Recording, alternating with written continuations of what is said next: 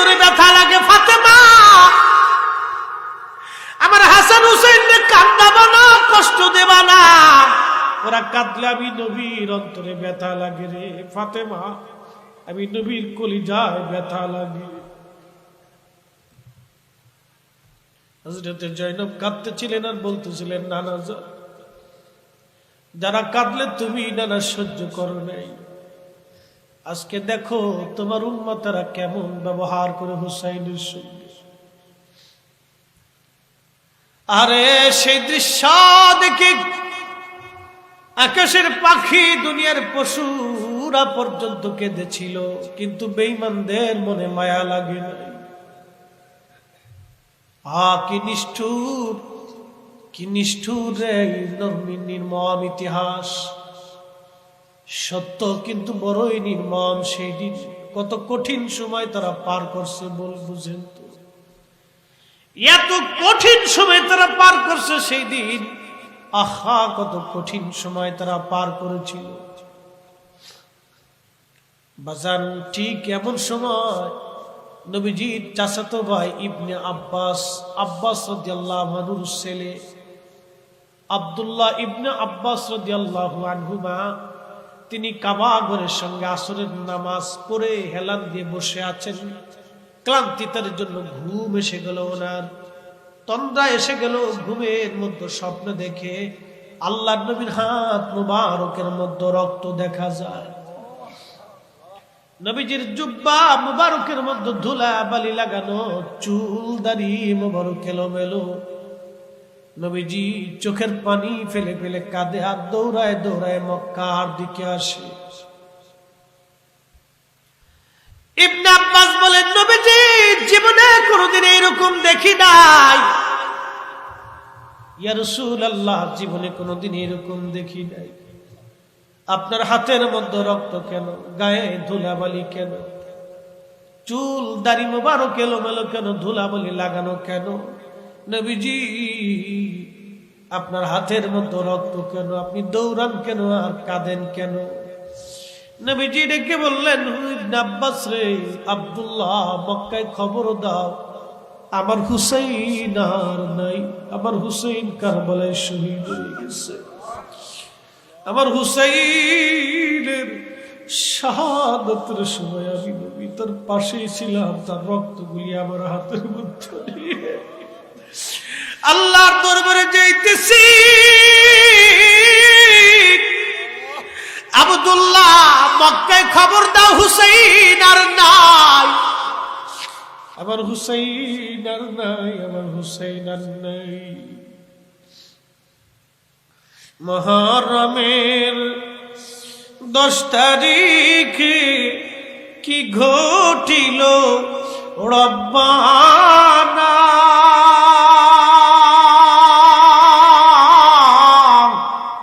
কলিজা ফাটিয়া যাই রে বলিতে সেই ঘটনা। হাসান শহীদ জহরেতে, হুসাইন শহীদ কারবালা,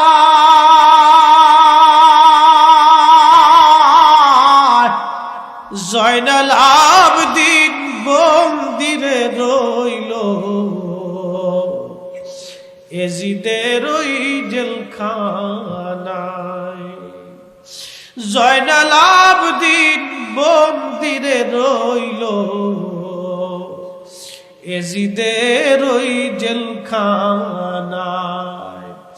মুহররমের 10 তারিখে কি ঘটাইলেন রব্বানা,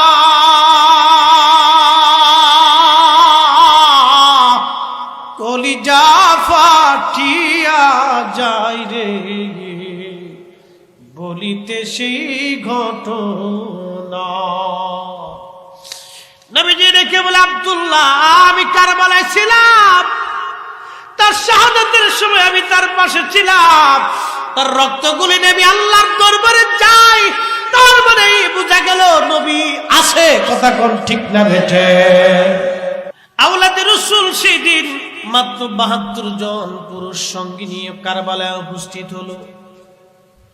বারবার বলেছে, হুজুর কারবালার ওয়াজ শোনাবেন, যদিও আলোচনাটা অনেক বড় জটিল, কারণ যতবার এই ঘটনা পড়েছি আমি কিতাবে ততবার চোখের পানি ফেলেছি। কি কঠিন দিন ছিল সেই দিন ইমামে মাকামদের জন্য। আওলাদে রাসূল ৯ মুহররম রাত, খুব কঠিন সময় তার পার হচ্ছে। ১০ই মুহররম দিন ফজরের নামাজের পরে ইমাম হোসেন রাদিয়াল্লাহু আনহু সাথীদেরকে বললেন, চিরদিনের বিদায় নিয়ে আসো। মনে রাখবে আজকে জীবনের শেষ দিন, আমাদের জীবনে আর কোনো দিন আসবে না গো। সূর্যের উদয় কোনোদিন আমাদের জীবনে আর হবে না। ও মুসলমান, সবাই আপনজনদের কাছ থেকে চিরবিদায় নিল। বুঝতেই তো পারছেন সে সময়টা কত কঠিন ছিল। হাহারে, বিদায় নিয়ে আসার পরে প্রচন্ড জিহাদ শুরু হয়ে গেল দস্তে কারবালায়। অনেক বড় লম্বা ওয়াজ করতে গেলে দিনের পর দিন, রাতের পর রাত পার হয়ে যাবে। ইমাম হুসেইন রাদিয়াল্লাহু আনহু প্রচন্ড যুদ্ধে সেনাপতি আমর, যিনি সাদ বিন আবি ওয়াক্কাস রাদিয়াল্লাহু আনহুর ছেলে ছিলেন, সাদ বিন আবি ওয়াক্কাসকে পরিচয় দিয়ে যায় নবীর ১০ জন সাহাবী দুনিয়া থেকে জান্নাতের সার্টিফিকেট পেয়েছিলেন। প্রথম নম্বরে আবু বকর ফিল জান্নাতি, ওমর ফিল জান্নাতি, উসমান ফিল জান্নাতি, আলী ফিল জান্নাতি, তালহা ফিল জান্নাতি, জুবায়ের ফিল জান্নাতি, আব্দুর রহমান ইবনে আউফ ফিল জান্নাতি, সাদ বিন আবি ওয়াক্কাস ফিল জান্নাতি, আবু উবাইদা ইবনে জাররাহ ফিল জান্নাতি, সাঈদ ইবনে জুবায়ের ফিল জান্নাতি। এই ১০ জন সাহাবী দুনিয়া থেকে জান্নাত পেয়েছিলেন। আমাদের দেশে একদল আছে শিয়া। কি আছে? একদল আছে শিয়া। শিয়াদের আকীদা হলো আবু বকর, ওমর, উসমান ৩ জন তারা গাদ্দার। হ্যাঁ, আসতে বলেন কেন, জোরে বলেন। ৩ জন তারা গাদ্দারি কইরা আলীরে খেলাফত না দিয়া আবু বকর খেলাফতে বইছে, ওমর খেলাফতে বইছে, উসমান খেলাফতে বইছে। তারা আলীর সাথে গাদ্দারি করেছে, এটা শিয়াদের বক্তব্য। আচ্ছা আপনারা বলেন, নবী বলেন আবু বকর ফিল জান্নাতি, ওমর ফিল জান্নাতি, উসমান ফিল জান্নাতি, নবী সত্য না শিয়া সত্য? নবী সত্য না শিয়া সত্য? নবী বলেন আমার আবু বকর জান্নাতি, ওমর জান্নাতি, উসমান জান্নাতি। শিয়ারা বলে তারা গাদ্দার। অতএব বুঝতে পারে শিয়ারা এই জমিনের গিরগিটি। আসতে বলেন কেন, জোরে বলেন। ওরাও গিরগিটি, ওরাও গিরগিটি, আর এক প্রকারের গিরগিটি বেরোতেছে। এরা ভাব ধরে আমরা আহলে বাইতকে খুব ভালোবাসি, কিন্তু মূলত না। আহলে বাইতকে যারা ভালোবাসে তারা আহলে বাইতের নামে মাদ্রাসা বানায়, মাহফিল দিয়ে সাজাইয়া, ওয়াজ শোনাইয়া চোখের পানি ফেলে তাদের জন্য দোয়া করে, সাদকা করে। কি কথা বলেন, ঠিক কিনা? রোজা রাখে, এগুলো হলো ভালোবাসা। হ্যাঁ, নবীর উম্মত খুবই মনোযোগ দেন। এই জন্য বললাম, কারণ মুহররম শিয়াটাও চিনার আমাদের দরকার। আমরা সুন্নি, আহলে সুন্নাত ওয়াল জামাতের আকীদা হলো আমরা সাহাবীদেরকেও সম্মান করি, আহলে বায়াতকে আমরা ঈমান মনে করি, কলিজার টুকরা মনে করি, জীবনের চাইতে বেশি ভালোবাসি। কথা বলেন ঠিক কিনা? ও নবীর উম্মত, হযরতে এই ১০ জন সাহাবীর একজন সাহাবীর নাম সাদ বিন আবি ওয়াক্কাস রাদিয়াল্লাহু আনহু। তিনি কারবালার ২২,০০০ সৈন্যের প্রধান সেনাপতি। আজ কল্পনা করতে পারবেন এমন একজন সাহাবীর বেটা। যদিও সাদ বিন আবি ওয়াক্কাস রাদিয়াল্লাহু আনহু তখন জিন্দা ছিলেন না। যদি জিন্দা থাকতেন অবশ্যই ছেলের বিরুদ্ধে সেই দিন তিনি তলোয়ার চালাইতেন, কারণ কলিজা দিয়ে নবীকে তারা ভালোবেসে গেছে। বড় আফসোস হলো সত্য, তার উদরে তার বংশে একটা সন্তান, একটা কুসন্তান দুনিয়াতে আসলো, তার নাম আমর বিন সাদ। ইমামে মাকামের সামনে দাঁড়ানো 22,000 সৈন্যের সেনাপতিত্ব নিয়ে ক্ষমতার টাকার জন্যে সেই দিন সে ইমান বিক্রি করে দিল মুসলমান। তার মানে বোঝা গেল আগের জমানাও টাকার কাছে ইমান বিক্রি হতো, ক্ষমতার কাছে ইমান বিক্রি হতো, আজকেও টাকা এবং ক্ষমতার কাছে ইমান বিক্রি হয়ে যায়। কথা কোন ঠিক কিনা? আমরা সুন্নিরা নবী ভালোবাসি, আহলে বায়াত ভালোবাসি, সাহাবায়ে কেরামকে ভালোবাসি, ওলিদেরকে ভালোবাসি। কথা কোন ঠিক কিনা? টাকার কাছে ইমান বিক্রি করা যাবে? যাবে? যে মাটির উপরে বসে আছেন আগামীকাল এই মাটির নিচে ঘর হবে, এটাই চিরবাস্তবতা। যে মাটির উপরে বসা এই মাটির নিচে ঘর হবে, এই মাটির নিচে চলে যাওয়া লাগবে। একদিন মাটির ভিতরে হবে ঘরে, মন আমার কেন বাঁধো দালান ঘর, মন আমার কেন বাঁধো দালান ঘর। নাসিরনগরবাসী ইমাম হুসাইন রাদিয়াল্লাহু আনহু যুদ্ধের ময়দানে শহীদ হতে হতে পরিবারের অধিক লোক শহীদ হয়ে গেল, আপনজন বন্ধুবর্গ যারা আসছিল তারাও শহীদ হয়ে গেল। আহা, ইমাম কাসেম হযরত ইমাম হাসানের বড় সন্তান, তিনি আসছে, বললেন চাচা যান বিদায় আমারে দেন, আমার দাদা জানকে বেঈমানরা শহীদ করেছে, আমার আব্বা হুজুরকে বিষ প্রয়োগের মাধ্যমে মদিনাতুল মুনওয়ারায় তারা শহীদ করে দিয়েছে। দাওয়াত করেছে আপনাকে এই জমিনে এনে কারবালা পর্যন্ত আনছে শহীদ করার জন্য।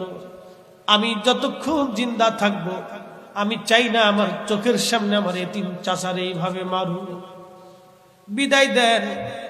হযরত ইমাম হুসাইন কেঁদে ফেললেন, বাবা মাত্র 1 মাস আগে তোমার সঙ্গে সকিনার শাদী হয়েছে, মেহেদির দাগ এখনো তোমার হাত থেকে মুছে যায় নাই।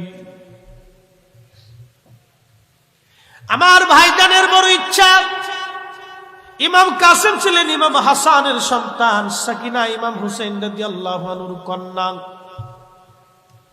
ইমাম হাসানের ওসিয়ত ছিল, রে ও আমার ইমাম হুসাইন, সাকিনার সঙ্গে আমার কাসেমের বিয়ে দিয়ে দিবি, আমার ঘরে আমি আমার মা সাকিনারে আমি পুত্রবধূ হিসেবে আমি দেখতে চাই। ভাইয়ের ইচ্ছা পূরণ করেছিলেন তিনি, মেহেদির দাগ তখনও মুছে নাই। কাসিম তুমি যাও, মায়ের খেদমত তুমি করো। ইমাম কাসিম বলে, না, আমার কত সাথীর এই ময়দানে শহীদ হয়ে ঘুমিয়ে আছে, বিদায় দেন গো চাচা, দুনিয়াতে আর কোনোদিন দেখা হবে না। চাচা হুজুর, হাসরের মাঠে আপনার সঙ্গে আমার সাক্ষাৎ হবে, জান্নাতের ভিতরে আপনার নানা রাহমাতুল লিল আলামিনের বারগাহে সাক্ষাৎ হবে। ইমাম হুসাইন বললেন, যাও তুমি আগে চলো, আমি তোমার পিছে আসতেছি। আহা, শহীদ হয়ে গেলেন ইমাম কাসিম, অনেক বড় লম্বা ওয়াজ। আলী আকবর আসলেন, শহীদ হয়ে গেল। আলী আসগর রাদিয়াল্লাহু আনহু ছোট্ট পানির জন্য নিয়ে যাওয়া হয়েছিল, তাকেও শহীদ করা হলো। হযরত ইমাম হুসেন ছোট্ট সন্তানকে বুকে করে নিয়ে গেছে। ওরে ইয়াজিদের দল, কত পানি ফরাত নদী দিয়ে প্রবাহিত হয় রে, আজকে 3 দিন 3 রাত হলো আমার শিবিরে কোনো পানি নাই, দিবি একটু পানি, দিবি রে একটু পানি। যদি মনে করো ওই পানি আমি পান করব, তাহলে আমার ছোট্ট শিশু বাচ্চাটাকে নিয়ে যাও, পানি পান করায় নিয়ে আসো। বেঈমানদের মনের মধ্যে সেই দিন মায়া লাগে না। ইমাম হুসাইন দূর থেকে বেঈমান ডাক দিছে, হুসাইন অপেক্ষা করো, জনমের পানি তোমারে পান করাইব। একটা তীর ছুঁড়ে মারা হলো, তীর বাবার কোলের মধ্যে ধরে রাখা ছোট্ট আলী আসগরের কলিজা বিদীর্ণ হলো, রক্তগুলি গলগল করে পড়তেছে।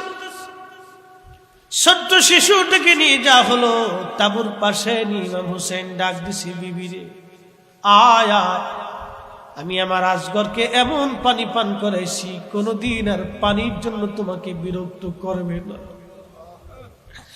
কোনদিন পানির জন্য তোমার আর কষ্ট দেবে না রে বিবি, আসো আমি আমার আসগরকে পানি পান করেছি, এমন পানি পান করেছি তোমাকে আর কোনদিন কষ্ট দেবে না রে বিবি। আমার আসগরকে আমার নানা এতক্ষণে হাউজে কাউসারের পানি পান করে কলিজা আমার আসগরের ঠান্ডা বানাইছে। আর ওই বুঝি রে যাই রে শুনা কারবালারো মাতম জারি, কান্দে ইমাম হুসাইন বিনয় করি, আলী আসগরের লাশ কোলে ধরি, কান্দে ইমাম হুসাইন বিনয় করি, আলী আসগরের লাশ বুকে ধরি, এক ফুটা পানি দিল না, বুকেতে তীর দিল মারি। আর ওই বুঝি রে যাই রে শুনা কারবালারো মাতম জারি।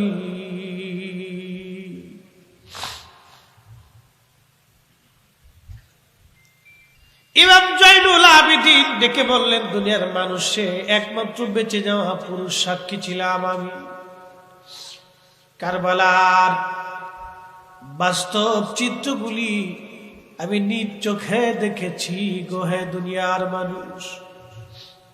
আমার আব্বা জান আসলেন, আমি অসুস্থ ছিলাম, আমার ফুফু আম্মা উম্মে কুলসুমের কোল মোবারকের মধ্যে মাথা ঠেকে আমি শুয়েছিলাম। আমি অসুস্থ, বসতে পারি না, লাঠির উপরে ভর দিয়ে দাঁড়াইতে চাইলাম। আব্বাজান বড় ভাই কাসেম আর আলী আকবর শহীদ হয়েছে, ছোট আসগরকেও পানি দেয় নাই, বিহনে তীর মেরে হত্যা করেছে, আমাকেও একটু সুযোগ দেন, ওই কারবালায় আমি শাহাদাতের পেয়ালা নিয়ে আসি।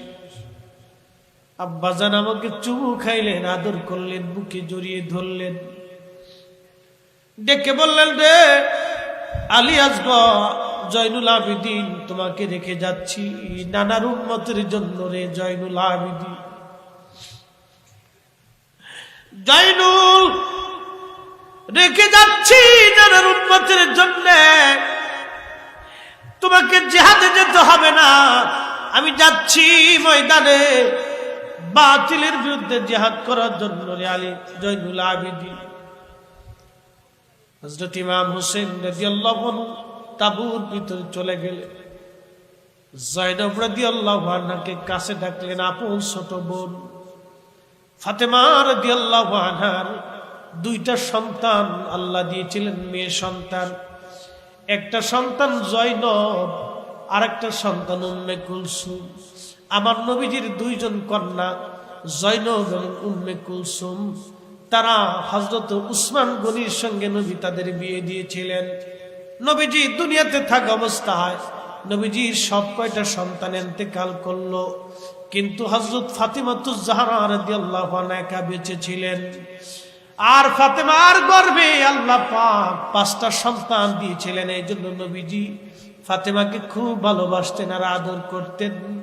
খাইলে না খাইয়া ফাতেমার জন্য খোঁজ খবর রাখতেন। ঘরে খাবার রান্না হলে ফাতেমার বাড়িতে খাবার পাঠাইতেন, ফাতেমার ঘরে খাবার রান্না হলে নবীর জন্য পাঠাইতেন। আদরের মেয়ে ছিল আমার নবীর ফাতিমা। দুটি মেয়ে সন্তান আপন বোনের নামে নাম রেখেছিলেন। আপন বোন ছিল জয়নব আর উম্মে কুলসুম।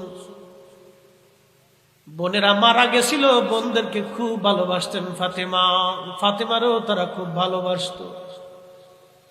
এই জন্য বোনদের স্মৃতি রক্ষা করার জন্য নিজের দুইটা কন্যার নাম বোনদের নামে নাম রাখা হয়েছিল। হযরত জয়নবকে ইমাম হাসান হুসেইন রাদিয়াল্লাহু আনহু ডাকলেন, ডেকে বললেন, রে জয়নব, আমার নানার দেওয়া সবুজ পাগড়ি খানা আমারে দাও গো। নানার দেওয়া সবুজ পাগড়ি মাথায় বাঁধলেন। হযরত আমির হামজা রাদিয়াল্লাহু আনহুর বর্ম লোহার পোশাক যেটা দিয়ে যুদ্ধ করা হতো এটা গায়ে লাগাইলেন। বাবার দেওয়া জুলফিকার তলোয়ার হাতে নিলেন। আহা, জয়নবকে বললেন, জয়নব রে বিদায় দাও, আর কোনোদিন দেখা হবে না রে জয়নব।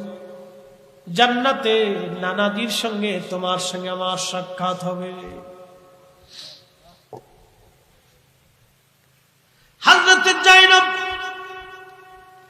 ভাইয়ের বুকের মধ্যে মাথা ঠেকিয়ে তিনি কাঁদতেছিলেন। জয়নব রাদিয়াল্লাহু আনহা, ভাইজান বাবা শহীদ হয়েছে, বাবার আগে মা দুনিয়ার থেকে চলে গেছে। বড় ভাই ছিল, বিষ প্রয়োগ করে তাকে হত্যা করা হয়েছে।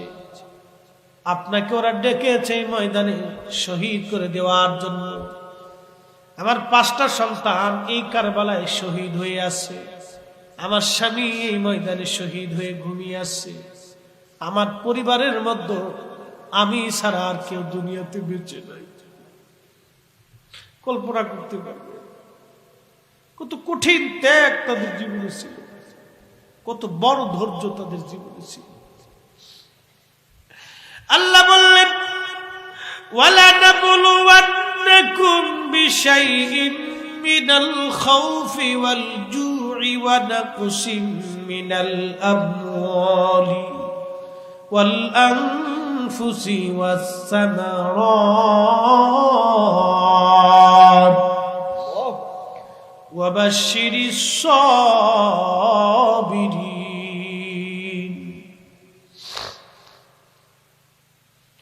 আল্লাহ ডেকে বললেন, ঈমানদার জীবন নাশ করে, শস্য শ্যামল নষ্ট করে, খরা অতিবৃষ্টি, সাইক্লোন আর ঝড় তুফান আর বন্যা দিয়ে ফসলের ক্ষতি করে তোমাদের জীবনগুলি কেড়ে নিয়ে তোমাদেরকে ভয় দেখাইয়া আমি আল্লাহ পরীক্ষা করব। আমার হাবিব উম্মতের মধ্যে তাদেরকে বলেন যারা এই সময় সবর করবে। ওয়াবাশশিরিস সাবিরিন, আমি মালিকের পক্ষ থেকে তাদের জন্য সুসংবাদ, একটা জান্নাত। না হয় না, আরো জোরে বলুন জান্নাতের সুসংবাদের সময় যারা সবর করে তাদের জন্য সুসংবাদ। ইমাম হুসেইন ছিলেন এই আয়াতের বাস্তব প্রমাণ, নবী পরিবার ছিল এই আয়াতের একবারে বাস্তব প্রমাণ। আল্লাহ বললেন, ইয়া আইয়ুহাল্লাযীনা আমানুস্তাঈনু বিস-সাবরি ওয়াস-সালাহ। ও ঈমানদার, সালাত এবং সবরের মাধ্যমে তোমরা আমার সাহায্য চাও। ইন্নাল্লাহা মা'আস-সাবিরিন, নিশ্চয় আমি আল্লাহ সবরকারীদের সাথে থাকি। একবার জোরে বলা যাবে কি সুবহানাল্লাহ?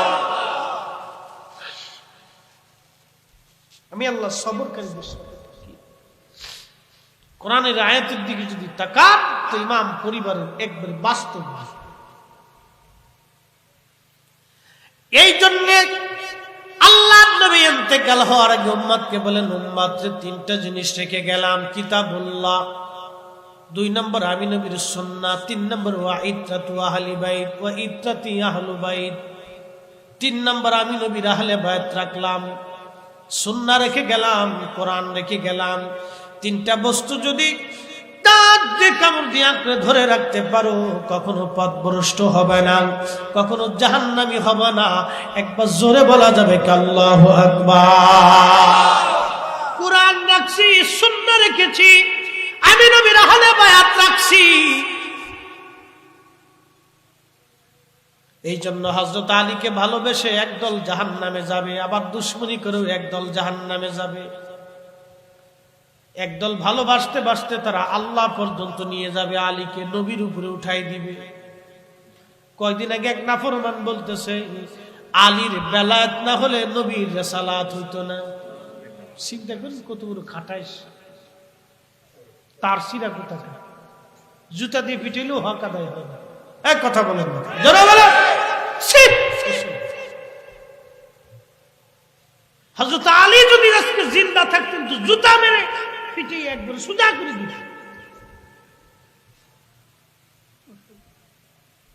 কত বড় নাফরমান চিন্তা করতে বসছে। আল্লাহর নবীর জন্য বলতেন আলী তোমাকে একদল ভালোবাসতে বাসতে এত পরিমাণে গুমরাহ হবে যারা জাহান্নামে চলে যাবে, আর একদল তোমার বিরুদ্ধে লেগে তোমার সাথে দুশমনি করে আর একদল জাহান্নামে চলে যাবে। জান্নাতি ওই দল থাকবে যারা তোমাকেও ভালোবাসবে, আমি নবীর আহলে বায়াতকে ভালোবাসবে, কিন্তু মাত্রাতিরিক্ত করবে না। তারা শরীয়তের সীমার মধ্যে থাকবে। সেই জামাতের নাম আহলে সুন্নাত ওয়াল জামাত। কথা কোন ঠিক কিনা? জোরে বলেন আল্লাহু আকবার। জিন্দাবাদ।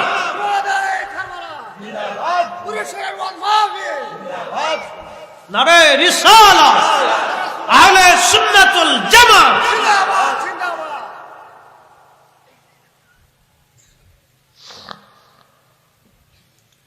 প্রিয় মুসলমান, খুব মনোযোগ দিয়ে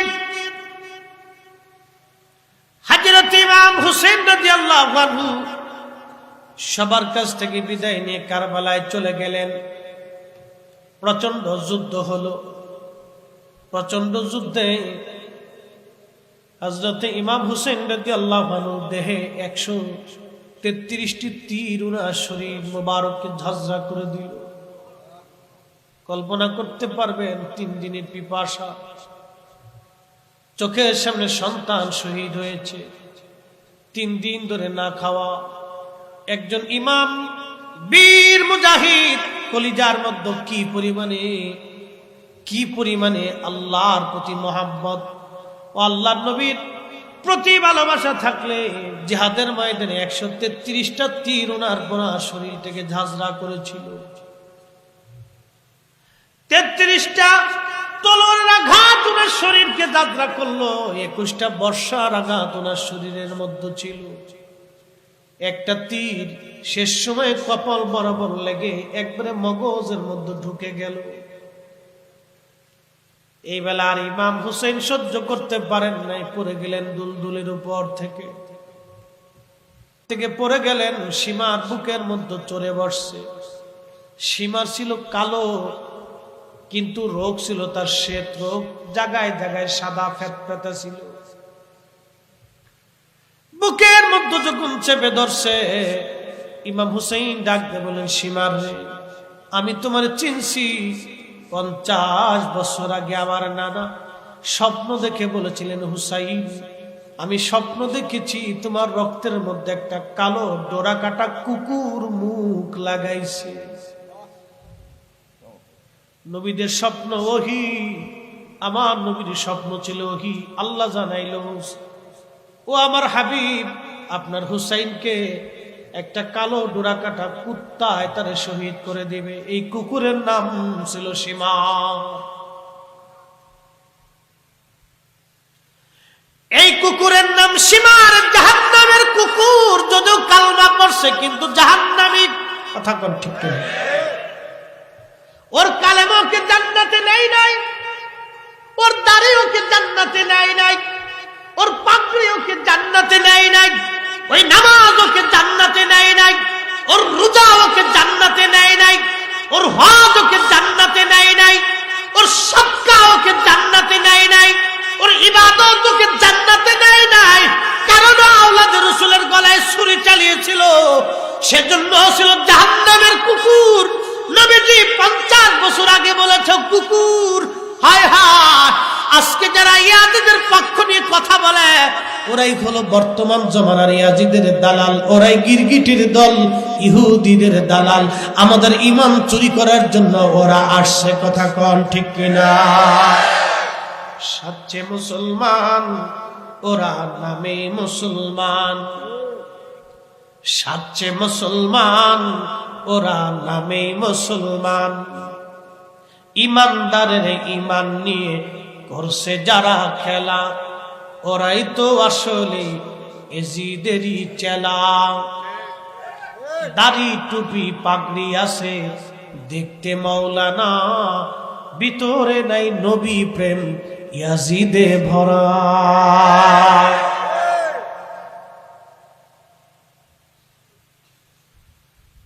নাসিরনগরবাসী হাজরাতে ইমামে হুসেন রাদিয়াল্লাহু আনহু বললেন, সীমার জানি তুই আমাকে শহীদ করে দিবি রে সীমার, আমাকে একটু সময় দিবি, আমি 2 রাকাত নামাজ পড়ে নিব। সুবহানাল্লাহ কি বলেন? আরো জোরে বলেন। 2 রাকাত নামাজ পড়বে ইমাম হুসাইন, শাহাদাতের আগে নামাজ ছাড়ে নাই। ও নবীর উম্মত তোমার হলো কি? ও নবীর উম্মত তোমার হলো কি? তুমি নামাজ ছেড়ে দাও, হলো কি তোমার? যদি বলেন হুসেনকে ভালোবাসি, তাহলে আজকে থেকে নামাজ ছাড়া যাবে না, কথা বলেন ঠিক কিনা? আসতে হয়ে গেছে, আরো জোরে বলেন ঠিক। নিয়ত আছে, আসেনি না? আওয়াজে বোঝা যায় না? আওয়াজে বোঝা যায় একটু গুজা মিল আছে, বাও ভালো না। জোরে বলেন নিয়ত আছে, আল্লাহ কবুল করুক। জোরে বলেন আমিন। হুসাইনকে যদি ভালোবাসেন নামাজ ছাড়া যাবে না।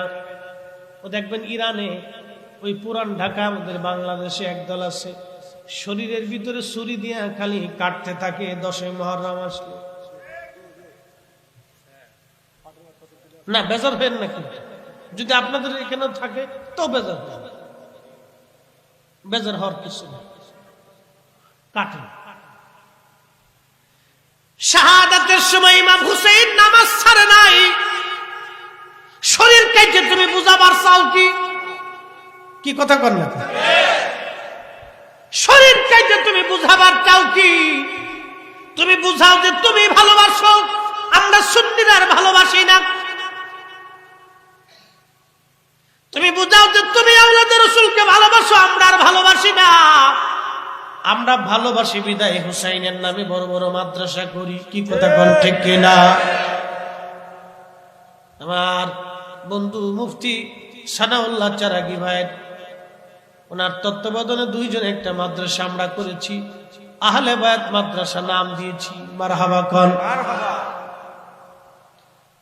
ভৈরবের পরে নীলকুঠিতে আহলে বায়াত মাদ্রাসা নাম দিয়েছি আমরা। আহলে বায়াত মানে কি জানেননি? আহলে বায়াত নবীর পরিবার। নবীর পরিবারে কারা? নবীর পরিবারে খালি হাসান, হুসাইন, ফাতেমা, এই হযরত আলী রিদওয়ানুল্লাহি তাআলা আলাইহিম, শুধু এই 4 জনই না। কি এবার বুঝাই? যদি এই 5 জনকে খালি আহলে বায়াত মনে করেন, তাহলে নবীজির তো আরো সন্তান ছিল, 3টা ছেলে আরো 2টা মেয়ে। কি কথা কন না কেন? 3টে ছেলে ছিল, আরো 2টা মেয়ে ফাতেমা ছাড়া। কুলসুম আর জয়নব তারা তো আহলে বায়াত। নবীর 3টা বেটা আহলে বায়াত।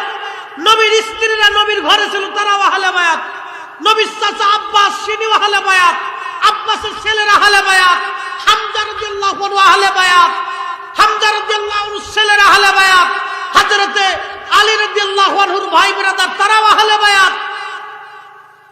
মারহাবা কোন? আজকে আহলে বায়াত চিনে দিয়েছে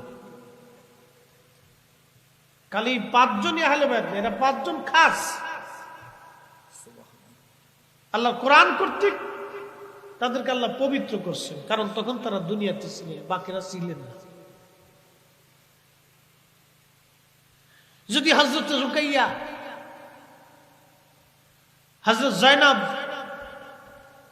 কুলসুম এরা যদি দুনিয়াতে থাকতেন তো নবীজি তাদেরকেও ডেকে এনে চাদরের নিচে নিয়ে বলতেন, আল্লাহ এরাও আমার আহলে বায়াত। তারা দুনিয়াতে ছিলেন না।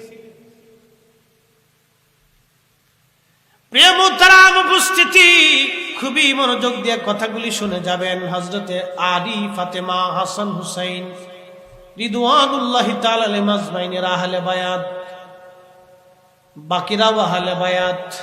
আল্লাহ আমাদেরকে আহলে বায়াত বুঝার তৌফিক দিক, সকলে বলেন আমিন। বন্ধু, হযরতে ইমাম হুসেন রাদিয়াল্লাহু আনহু বললেন, সীমার নামাজের জন্য একটু সময় দিয়ে আমি নামাজ পড়ে নেই।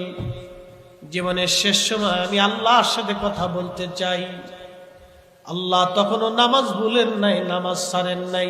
আল্লাহ বললেন, ইয়া আইয়ুহাল্লাযীনা আমানুস্তাঈনু বিস-সাবরি ওয়াস-সালাহ। ধৈর্য এবং নামাজের মাধ্যমে ইমানদার সাহায্য চাও। তার মানে বোঝা গেল কোরআনের আয়াতের দিকে যদি তাকান, সম্পূর্ণ আয়াতের আমল যিনি করে গেছেন তিনি ইমাম হুসাইন। কথা কোন ঠিক কিনা বেঠে? তখনও নামাজে, তখনও ধৈর্যের কঠিন পাহাড় ছিলেন তিনি। কোরআন থেকে বোঝা যায়।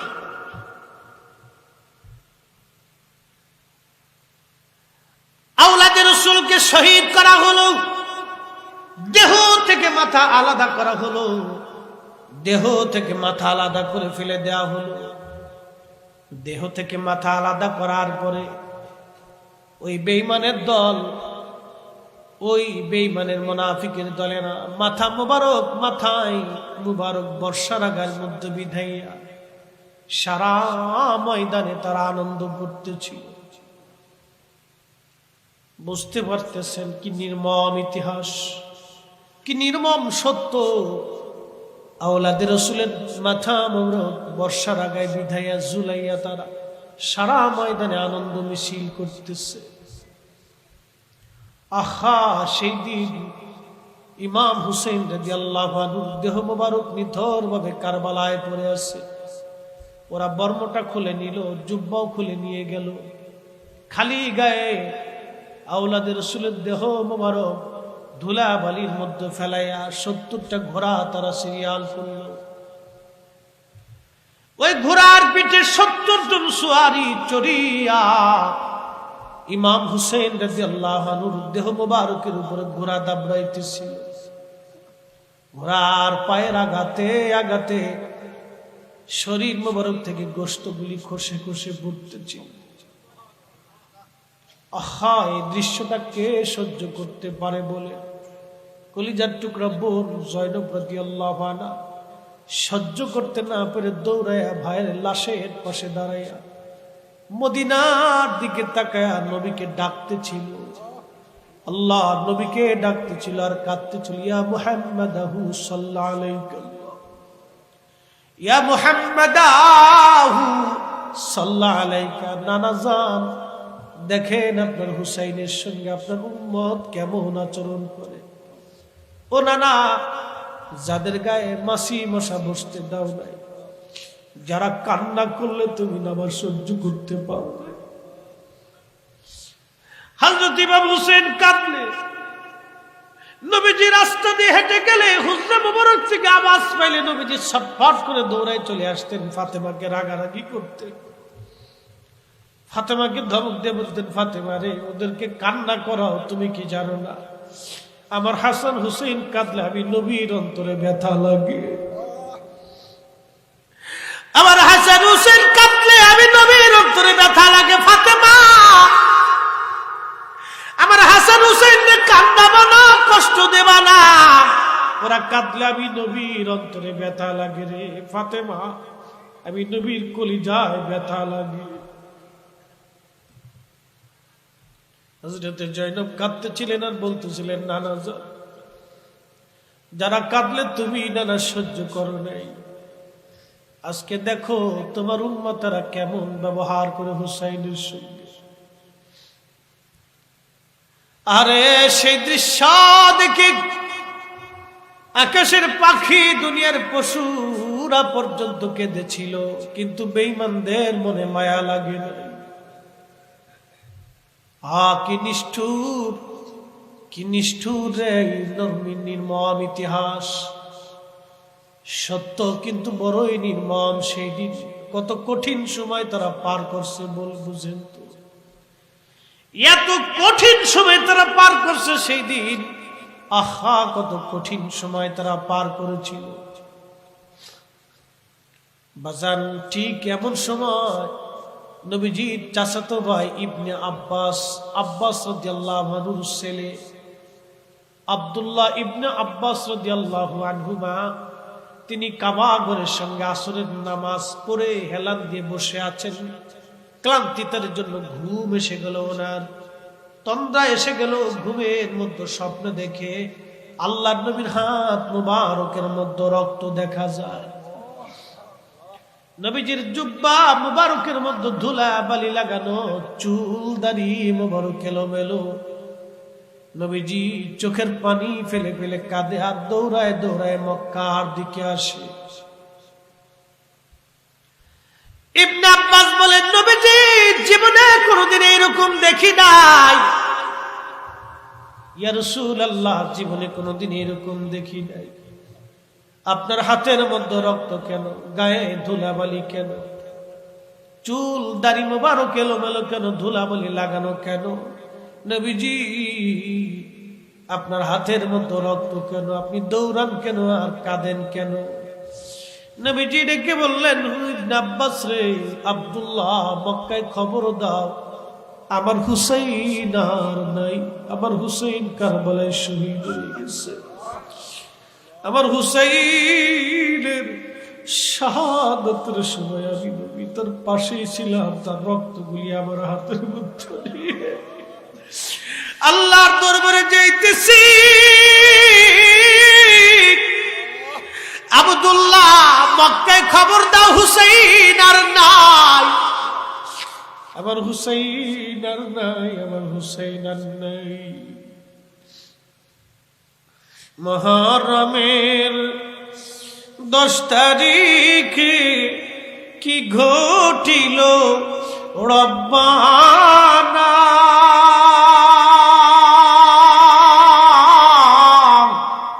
কলিজা ফাটিয়া যাই রে, বলিতে সেই ঘটনা। হাসান শহীদ জহরেতে, হুসাইন শহীদ কারবালা।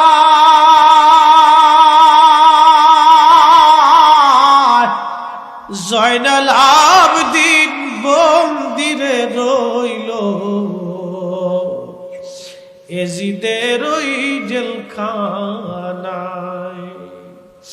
জয়নাল আবদিন বন্দিরে রইল, এজিদের ওই জেলখানায়। মুহররমের 10 তারিখে কি ঘটাইলেন রব্বানা,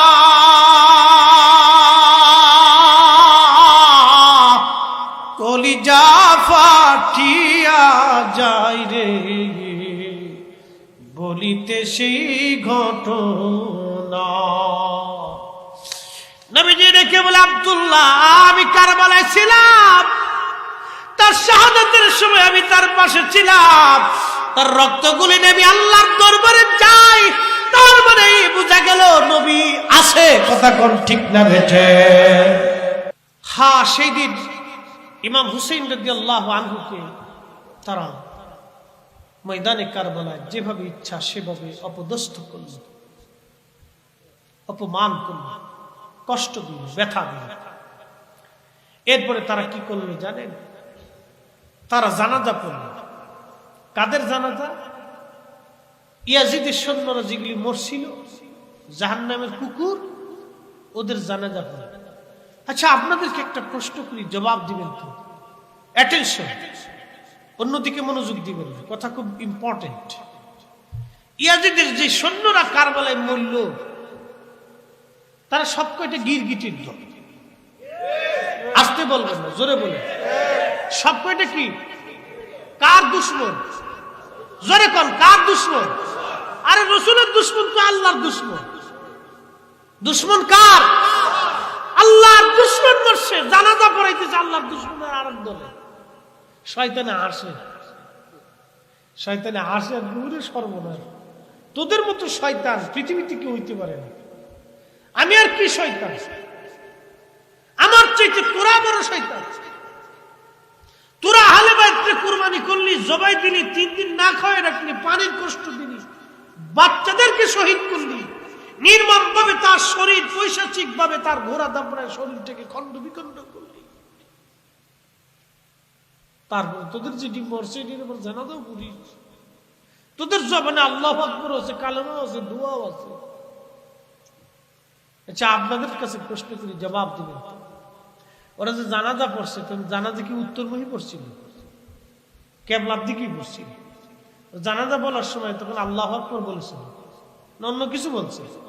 আল্লাহু আকবারই বলছে। ওযু করেই জানাজা পড়ছে। জানাজার যে দোয়া নিয়ম কানুন আছে এটা করি ওরা জানাজা পড়ছে। তার মানে বোঝা গেল ওরা মুসলমান। কালমা পড়নে বলা, কোরআন পড়নে বলা, দোয়া পড়নে বলা, কিন্তু জান্নাত হয় নাই। কারণ আওলাদে রাসূলের বিরুদ্ধে যখন অস্ত্র ধরেছে তখন ওরা গিরগিটির দল। কথা কন ঠিক কিনা? এই জন্য মুসলমান হতে হলে, প্রকৃত দ্বীন বুঝতে হলে, ঈমান বুঝতে হলে আউলিয়া কেরামের মজলিসে বুঝতে হবে। এখান থেকে বোঝা যায় সচ্চে মুসলমান তারা নামে মুসলমান। ইমানদারের ইমান নিয়ে করছে যারা খেলা, ওরাই তো আসলে এজিদেরই চেলা। দাড়ি টুপি পাগড়ি আছে দেখতে মাওলানা, ভিতরে নাই নবী প্রেম ইয়াজিদে ভরা। কথা কোন ঠিক কিনা? প্রিয় মুসলমান, 1000 বছর যদি ওদের জানাজা হয় জান্নাত নসিব হবে না ওদের। কারণ ওরা মরেছে বেঈমানি করতে এসে। বেঈমানরা তার জানাজা পড়ল, কিন্তু ইমাম হুসাইন রাদিয়াল্লাহু আনহু সহ তার পরিবারের এবং বন্ধুবর্গ, শুভাকাঙ্ক্ষী শহীদ যারা ওই ময়দানে ঘুমাইছে, শুহাদায়ে কারবালা, তাদের কারো জানাজা ওরা পড়ে নাই।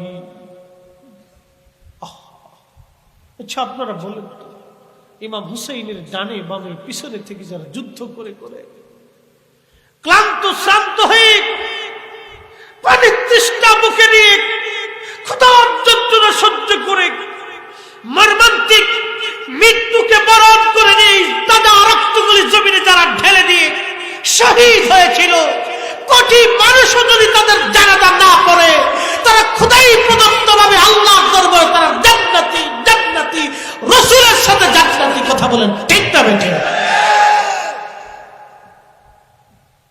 জান্নাত হুব্বে রাসূলের মুহাব্বতে, নবীর মুহাব্বতের জন্য, রাসূলের পক্ষ জান্নাত।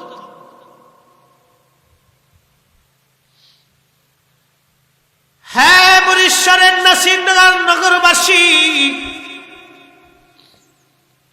সবার জানাজা পড়ে সেই জাহান্নামীদের তাদের কাফন দাফন করল। কিন্তু ইমাম হুসাইন রাদিয়াল্লাহু আনহুকে তারা কি করলো জানেননি?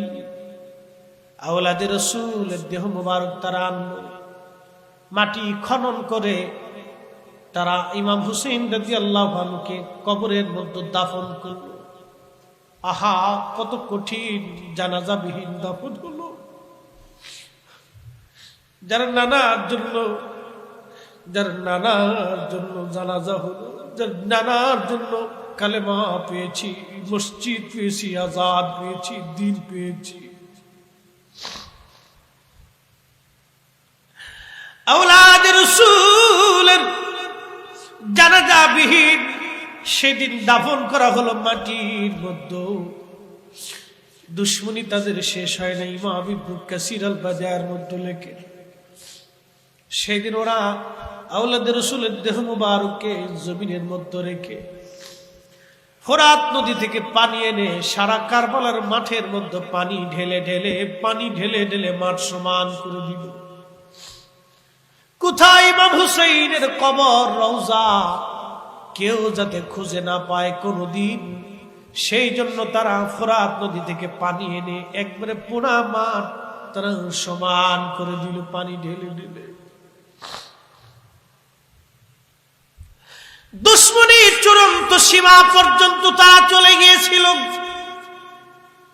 সারা কারবালায় আওলাদে রাসূলের রওজার চিহ্ন খুঁজে পাওয়া যায় না। এক বেদুইন মরুভূমি থেকে জানতে পারছে ইমাম হুসেইন কারবালায় শহীদ হয়ে গেছে। বাজান রে, মোহাব্বত দলিল দেয়া হয় না, নবীর ভালোবাসা দলিল দেয়া হয় না, বিরাট বড় বুখারী শরীফ পড়ালেও হয় না। একজন দিন মজুর রিকশাওয়ালা পড়ালেখাহীন একজন বান্দার কলিজার ভিতরে নবীর মোহাব্বত আসতে পারে? কথা কোন ঠিক কিনা? বিরাট শাইখুল হাদিস প্রিন্সিপালের অন্তরে নবীর মোহাব্বত আসে না, কিন্তু একজন দিন মজুর লেখাপড়াহীন একজন ব্যক্তির কলিজার ভিতরে মোহাব্বত এসে দিতে পারে। বেদুইন শুনিয়ার সহ্য করতে না পেরে সুদূর মরুভূমি থেকে দৌড়ায় কারবালা আসছে। পরের দিন কারবালাবাসীদেরকে জিজ্ঞেস করে, কারবালাবাসী রে বলো, আমার হুসাইনের রওজা মোবারক কোন জায়গায় আছে বলো। কারবালার মানুষ বলতেছিল, ও বেদুইন বধু, কোথায় হুসাইনের রওজা আমরা কেউ বলতে পারবো না, কারণ হুসাইনের রওজা মাটির মধ্যে তারা দাফন করে পানি দিয়ে সমান করে দিয়ে গেছে, যাতে চিহ্ন কোনোদিন মানুষ খুঁজে না পায়। ওই বেদুইনের অন্তরে বিশ্বাস আসলো, আমার নবী হুসাইন যখন ছোট, নবীজি কোলের মধ্যে নিয়ে নাকের মধ্যে নিয়ে হুসাইনের শরীর থেকে ঘ্রাণ নিতেন। আল্লাহু আকবার, জোরে কর না হয় না, আরো জোরে বলে। হাসান হুসাইনকে বুকের মধ্যে নিয়ে নবী মানে ঘ্রাণ নিয়ে বলতেন, আমার হোসেন আর হুসাইন দুইজন দুনিয়ার জান্নাতের সুঘ্রাণ, তারা ফুল ফুল দুনিয়ার ফুল। একবার জোরে বলবেন কি মারহাবা। শরীর থেকে ঘ্রাণ নিতে। বধু বলে, কারবালাবাসী নবী বলে গেছে, আল হাসানু ওয়াল হুসাইনু সাইয়্যিদা শাবাবি আহলিল জান্নাহ, আমার হাসান আর হুসাইন দুইজন জান্নাতি যুবকদের সর্দার। অতএব হুসাইন যেখানে ঘুমায় ওখান থেকে অবশ্যই জান্নাতের ঘিরান আসবে। এক হয়েছে, আরো জোরে বলেন, একসাথে হাত উঠে বলেন আল্লাহু আকবার। হায়, আরো জোরে বলেন আল্লাহু আকবার। বলেন না ইয়া রাসূলুল্লাহ। আর ইমাম বুখারী রাসূলের খেদমত করার জন্য, হাদিসের খেদমত করার জন্য 16 বছর ওনার রওজা থেকে বেহেশতের ঘ্রাণ আসছে, মাটি পর্যন্ত ঘ্রাণময় হয়েছে। আর ইমাম হুসাইন যেখানে ঘুমানো, বধু বলতেছে, আমার বিশ্বাস ওই মাটির ভিতর থেকে বেহেশতের ঘ্রাণ আসবে। কি এটা বিশ্বাস, ভালোবাসা, দলিল দিয়ে হয় না, দলিল দিয়ে হয় না। রসুলের মোহাম্মত তাজিম দলিল দিয়ে হয় না, দলিল ছাড়াই চলে। তারপরেও বেভুজদেরকে বোঝানোর জন্য আমরা দলিল সাবমিট করি। আশেকদের কাছে দলিল লাগে না, কি কথা বলেন ঠিক কিনা? ওয়াসাল কারনি দাঁত ভেঙেছিলেন দলিলে না বিনা দলিলে? হানজালা বিনা গোসলে উহুদের ময়দানে গিয়েছিলেন ফরজ গোসল বাদ দিয়ে, নাপাক হালতে, জুনুবি হালতা, দলিলে না বিনা দলিলে? বিনা দলিলে ভালোবাসা। মালিক ইবনে সানানা উহুদে নবীর রক্ত পান করেছিলেন, দলিলে না ভালোবাসা? ভালোবাসা, দলিল লাগে। উম্মে আইমান পেশাব খেয়ে ফেলছে, দলিল লাগে, খেয়ে ফেলছি আর চলে যাও, জীবনে তোমার পেটে পীড়া হবে না, পেটে পীড়া হবে না। ইমাম ইবনে কাসিরের আরেকটা বর্ণনা পড়ছে, আর এক মহিলাও নবীর পেশাব খাইছে, মারহাবা কর। সে মহিলার নামটা আমার স্মরণে নেই। সেই মহিলাকে রাসূল বলছে, এই তুমি আমার পেশাব পেয়েছো, তুমি তো জান্নাত ওয়াজিব করে দিয়েছো। আরো জোরে বলুন আল্লাহু আকবার। ঈমান কি মরে গেছে নাকি? রাসূলের পেশাব পান করার জন্য এক নারী যদি জান্নাতে যাইতে পারে, ওই রাসূলকে আমাদের মতো মানুষ যারা মনে করে ও গিরগিটির দল, এত দলিল দিতে যাবো কেন? জ্ঞানী যারা বুঝে তারা শুধু ইশারা, নাদানের বুঝাইতে পারে আছে কে কোথায়। জ্ঞানীর মতো জ্ঞানী হলে অল্প কথাই বুঝে, কচুর মতো কচু হলে অল্প জালে সিজে।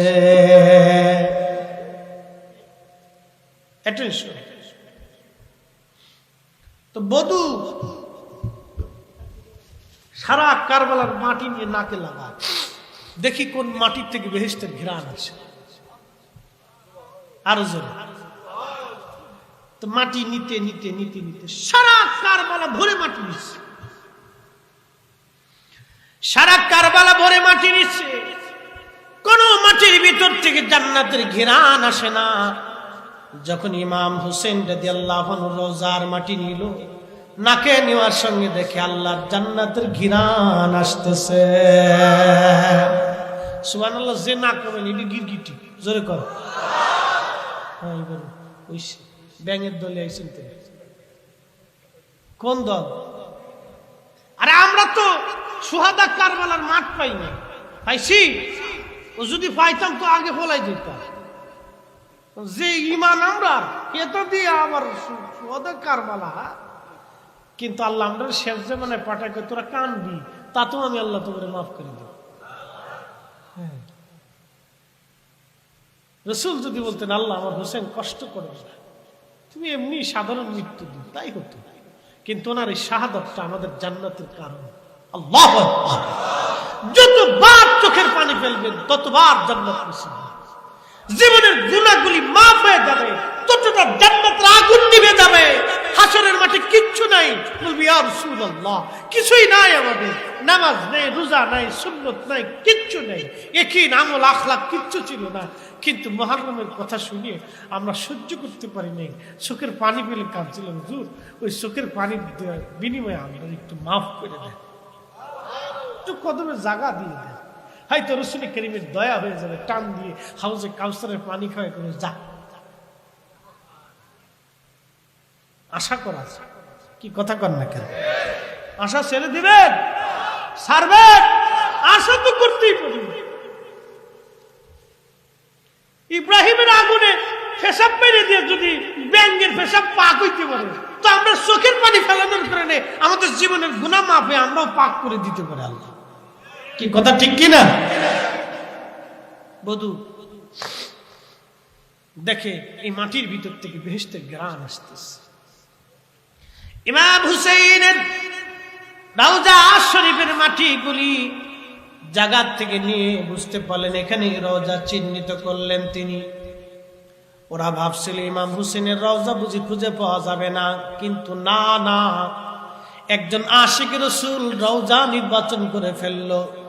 আজও পর্যন্ত কোটি কোটি কোটি কোটি মুসলমান আশিক রাসূল আহলে বাইত প্রেমী কিয়ামত পর্যন্ত আওলাদ রাসূলের মাজার শরীফে রওজা শরীফের পাশে দাঁড়িয়ে দাঁড়িয়ে চোখের পানি ফেলে দোয়া করে আসে, জিয়ারত করে আসে, চোখের পানি নজরানা দিয়ে আসে।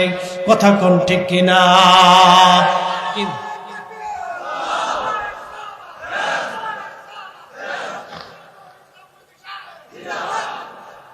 কিন্তু ইয়াজিদের কবর যদি পায় তো যে মুসলমানরা পেশাব করে আসে, একটু থুতু মেরে আসতে যা, একটু জুতা ভিটা করে দিয়ে যায়। কিন্তু এই বদমাসটা মরছিল কেমনে জানেন?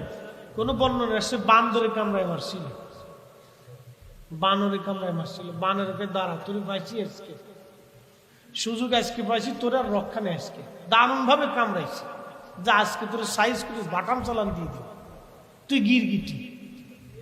কি কথা কর না, বানর ওরা শিখছে, তুই গিরগিটি, আজকে তোর পাইছি কামড়াইছে কায়দা মতো। ওই বানরের কামড়ে মারা গেছে, কোন বর্ণনাতে আসছে। মোহতারাম উপস্থিতি, আল্লাহ আমাদের প্রত্যেকের আশিক রাসূল হওয়ার তৌফিক দিক বলে না আমিন।